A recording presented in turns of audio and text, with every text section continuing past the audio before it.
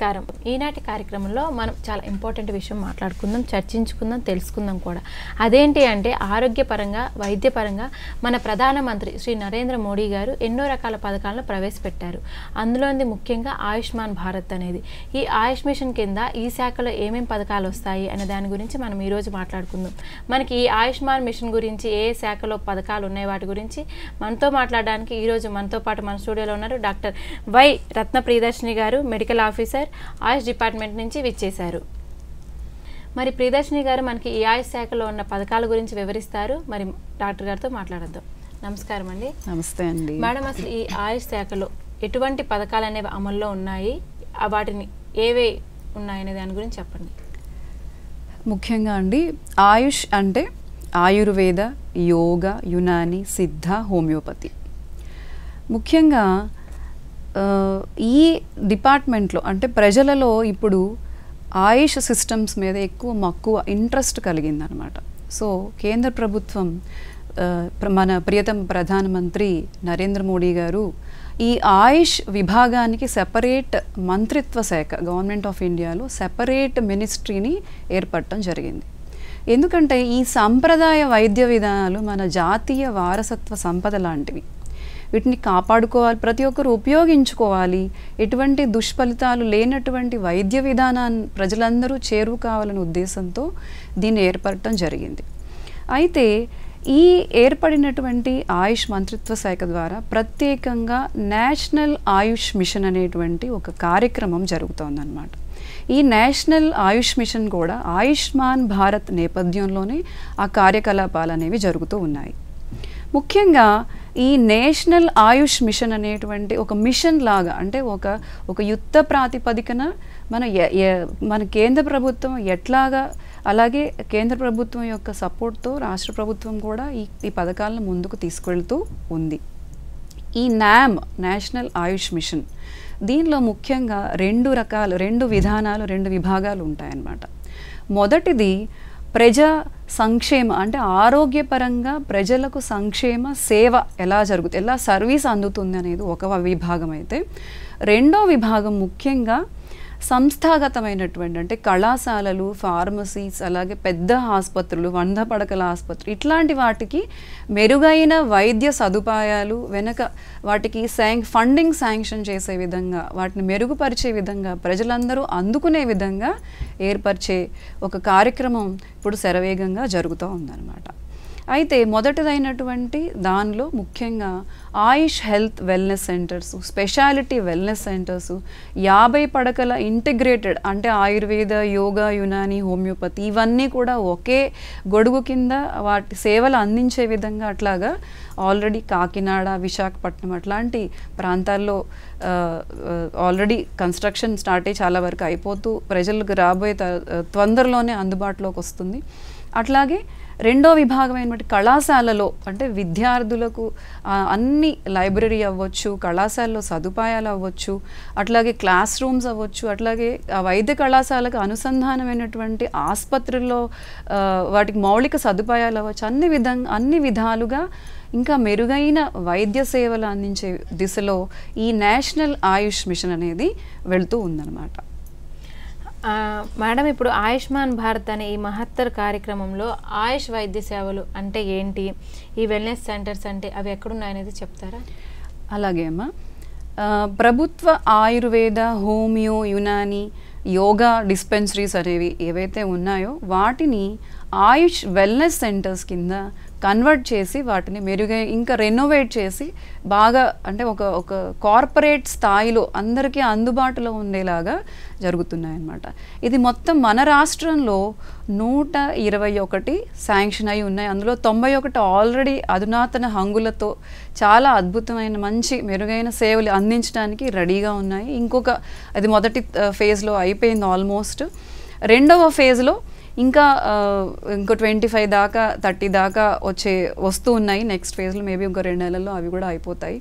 తర్వాత ఇంకా ఏంటంటే ఈ ఆయుష్మాన్ భారత్ అనేటువంటి పథకం కింద ఇప్పుడు ఆయుష్మాన్ భవ అనే ఒక కార్యక్రమం, అంటే ప్రతి పల్లెకు వాడకు వెళ్ళి అక్కడ వాళ్ళకి ప్రజలందరికీ వైద్య సదుపాయాలు అందించే దిశలో ఆయుష్ డిపార్ట్మెంట్ సిబ్బంది, వైద్యాధికారులు అనేక శిబిరాలు నిర్వహించారు.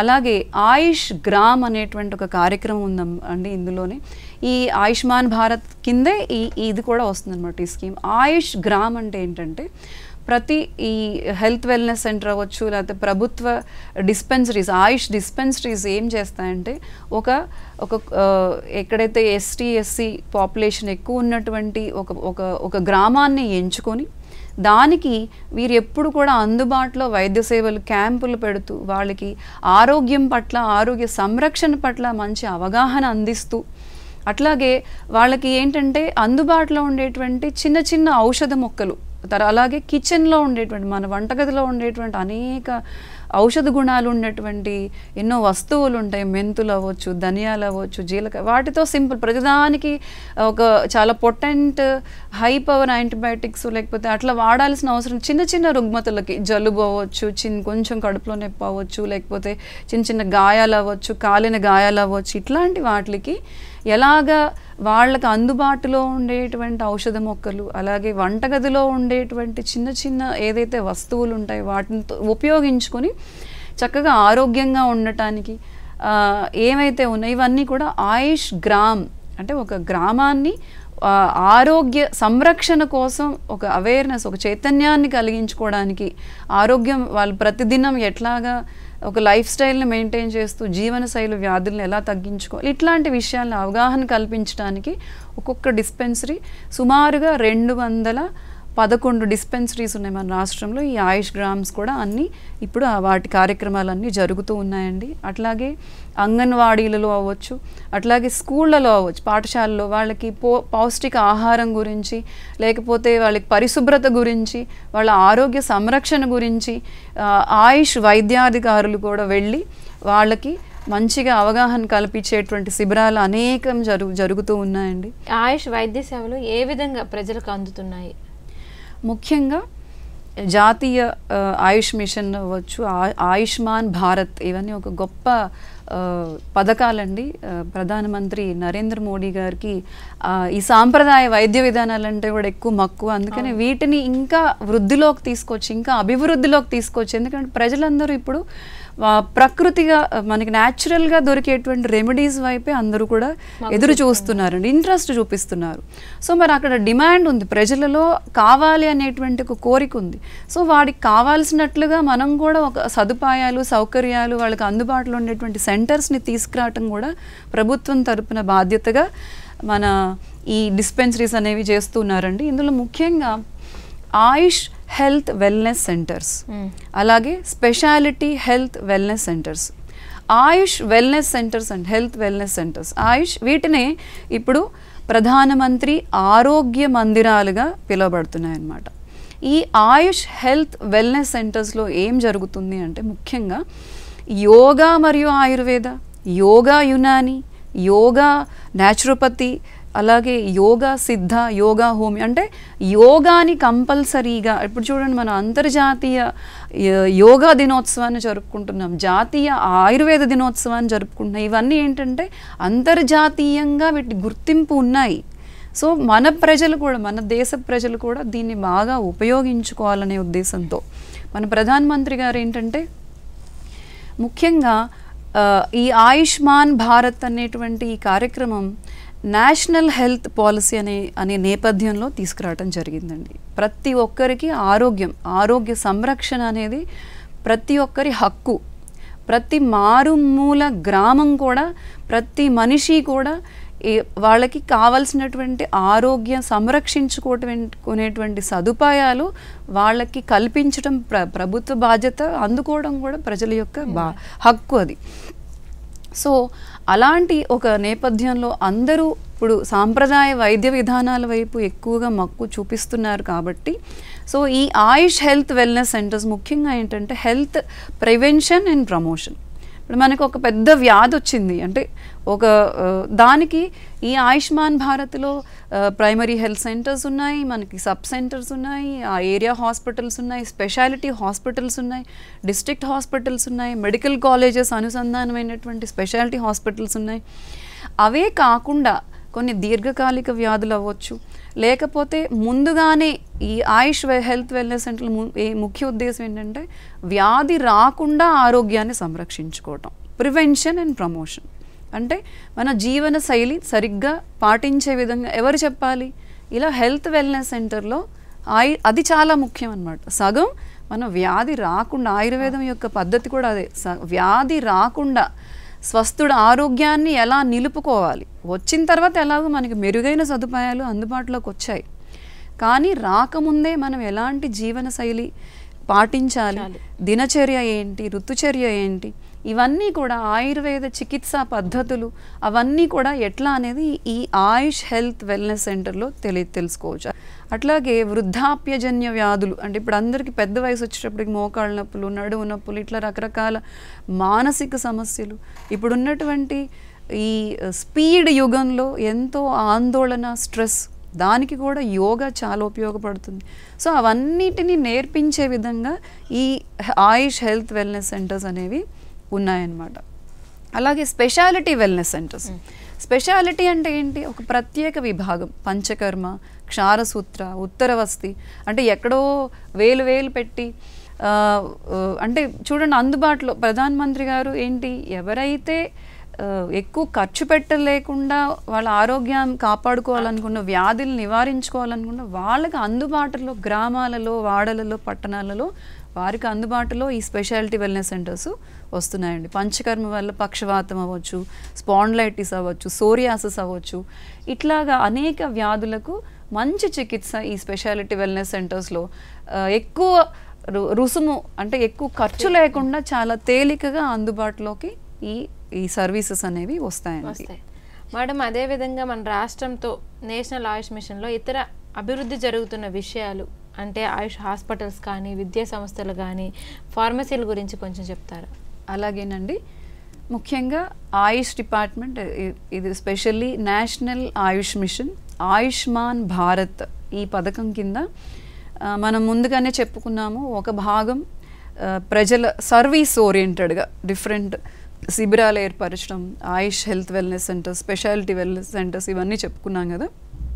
వీటితో ఇవే కాకుండా వైద్య కళాశాలలు అంటే యునాని, హోమియో, ఆయుర్వేద, సిద్ధ, యోగా, న్యాచురోపతి ఈ వైద్య కళాశాలల్ని ఇంకా అభివృద్ధి చేయటం, వాటి ఇన్ఫ్రాస్ట్రక్చర్ని ఇంకా మెరుగుపరచటం, లైబ్రరీ, తర్వాత వాళ్ళకి హాస్పిటల్ అనుసంధానంగా ఉంటుంది జనరల్గా మెడికల్ కాలేజెస్లో. సో ఆ హాస్పిటల్కి మెరుగైన మంచి సౌకర్యాలు కల్పించటం. అట్లాగే ముఖ్యంగా ఏంటంటే కాకినాడ, అట్లాగే విశాఖపట్నం ఇట్లాంటి వాటి చోట 50 పడకల, కాకినాడలో 50 పడకల ఇంటిగ్రేటెడ్ హాస్పిటల్. అంటే మనం రోజు వెళ్ళి అవుట్ పేషెంట్ అలా కాకుండా వెళ్ళి ఆ చుట్టుపక్కల ఉండేటువంటి ఆ జిల్లా చుట్టుపక్కల జిల్లా ఉండేటువంటి ప్రజలందరూ కూడా అక్కడికి వెళ్ళి ఇన్ పేషెంట్గా 50 బెడ్స్ ఉంటాయి కాబట్టి హోమియో కావాలంటే హోమియో, ఆయుర్వేదం కావాలంటే ఆయుర్వేద, యునాని వాళ్ళ సేవలు అందుకోవచ్చు అనమాట. దీర్ఘకాలిక వ్యాధులకు చక్కగా వెళ్ళి అడ్మిట్ అయ్యి ఆ 50 బెడెడ్ హాస్పిటల్లో సేవలు అందుకోవచ్చు. అట్లాగే విశాఖపట్నంలో కూడా ఒక 50 బెడెడ్ ఆయుర్వేదిక్ హాస్పిటల్లో ఆల్రెడీ చాలా వరకు దాని కన్స్ట్రక్షన్ అంతా అయిపోతుంది. అలాగే యోగా, న్యాచురోపతి 100 బెడెడ్ హాస్పిటల్ విశాఖపట్నంలో వస్తుందండి. అలాగే ఇంకా ఫార్మసీ అంటే ఇప్పుడు మనం చెప్పుకున్నాం Ayush health wellness centre, speciality wellness centres, Ayush మరి వీటన్నిటికీ మందులు మన సెల్ఫ్ సఫిషియెంట్గా ఉండాలి కదా, మందులు తయారవ్వాలి కదా.